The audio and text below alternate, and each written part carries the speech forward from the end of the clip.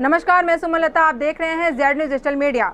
उत्तर प्रदेश विधानसभा चुनाव 2022 की तैयारियां जोरों शोरों से चल रही है। अब नामांकन भी बनारस में संपन्न हो चुका है।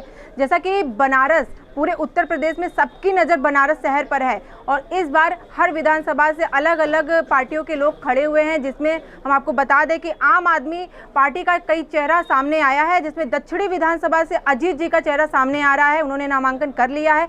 आज वो जनसंपर्क कर रहे हैं। हम उनसे बात करने के लिए क्षेत्र में पहुँच चुके हैं। तो सबसे पहले अजीत जी, हमारे चैनल में आपका स्वागत है। बहुत बहुत धन्यवाद। अजीत जी, आप चुनाव लड़ने जा रहे हैं और क्या लोगों के लिए क्या करेंगे, यहाँ की जनता के लिए क्या करेंगे? देखिए, आम आदमी पार्टी हिंदुस्तान के अंदर एक ऐसी राजनीतिक पार्टी के रूप में जानी जाती है जिसने सही मायने में आम जनता के लिए काम किया है। अरविंद केजरीवाल ने भारत की राजनीति में एक नई लकीर खींचने का काम किया है। सही मायने में आम आदमी की ज़िंदगी को बेहतरीन बनाने के लिए जो योजनाएं दिल्ली में अरविंद केजरीवाल ने लागू की, ऐसी योजनाएं देश के सभी राज्यों में सभी सरकारों को लागू कर देनी चाहिए थी, लेकिन ऐसा नहीं हुआ। देखिए अजीत जी, कहा जाता है कि बनारस प्रधानमंत्री जी का संसदीय क्षेत्र और बीजेपी का ये गढ़ माना जाता है। लगता है यहाँ पे सपा, कांग्रेस और आम आदमी पार्टी सरवाइव कर पाएंगे? गढ़ किसी का नहीं होता, कहते तो हैं। गढ़ जनता का होता है। आम आदमी ही किसी को अर्श से फर्श और फर्श से अर्श पर लाने का काम करता है। यह गलतफहमी है और इस गलतफहमी को इस बार बनारस शहर के इतिहास में दक्षिण विधानसभा की जनता दूर करने जा रही है। इसके चैनल के माध्यम से खुली चुनौती देना चाहता हूं। उत्तर प्रदेश के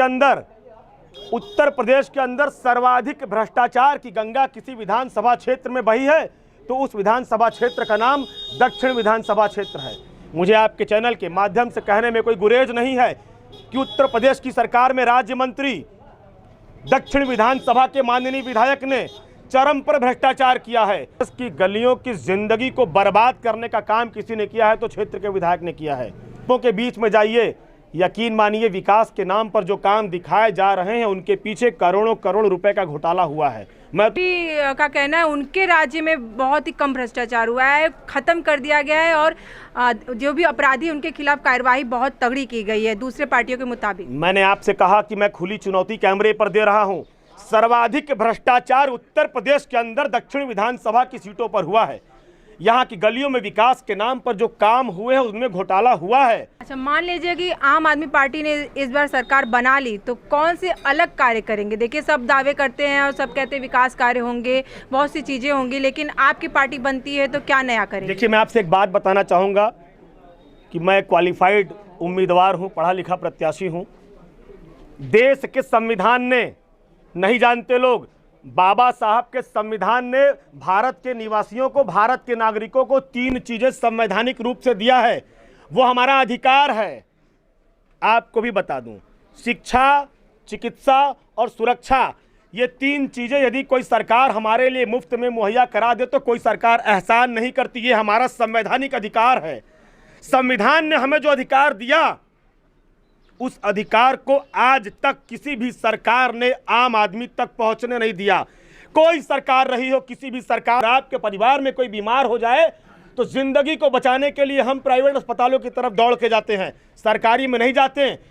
हमारे बीच में हम व्यापारी हों चाहे नौकरी करने वाले लोग हों, अपने बच्चों को हम प्राइवेट स्कूल में ले जाते हैं, सरकारी स्कूलों में नहीं ले जाते। क्यों नहीं ले जाते? सवाल किसी ने किया। क्योंकि हमें यकीन नहीं है सरकारी स्कूल, सरकारी अस्पताल पर। लेकिन इसके लिए जिम्मेदार सरकारें हैं, जिन सरकारों ने हमें हमारे संवैधानिक अधिकार से दूर रखा। लेकिन हिंदुस्तान के इतिहास में अरविंद केजरीवाल एक अकेला वो नेता है जिसने संविधान द्वारा मिले अधिकार को लोगों तक पहुंचाया। तो मैंने कल पहला वादा किया, दक्षिण विधानसभा के अलग अलग क्षेत्रों में मैं 5 ढाबा खोलूंगा। चुनाव जिता दिया यदि जनता ने तो चुनाव की जीत की तारीख से 100 दिन का वक्त ले रहा हूँ। 100 दिन में 5 ढाबा खोलूंगा जिसका नाम होगा आपका ढाबा। 5 रुपए में भर पेट भोजन, 5 रुपए में मेहनत कश लोगों को 5 रुपए में भर पेट शुद्ध शाकाहारी भोजन देने की गारंटी कल मैंने दिया है। मेरी पहली गारंटी है। आपका ढाबा से मेरा मतलब यही है कि वो आपके लिए होगा। 5 रुपए में कोई भी व्यक्ति भोजन कर सकता है। हमारे साथ है दक्षिणी विधानसभा के आप प्रत्याशी अजीत जी। उन्होंने बताया कि अगर उनकी सरकार बनती है वो लोगों के लिए क्या करेंगे और उनका ये भी दावा है कि जो इस समय सरकार है उन्होंने बनारस की जनता के लिए कुछ खास कार्य किए नहीं हैं। खबरों के साथ मैं फिर वापस आऊंगी। मैं सुमन, नमस्कार।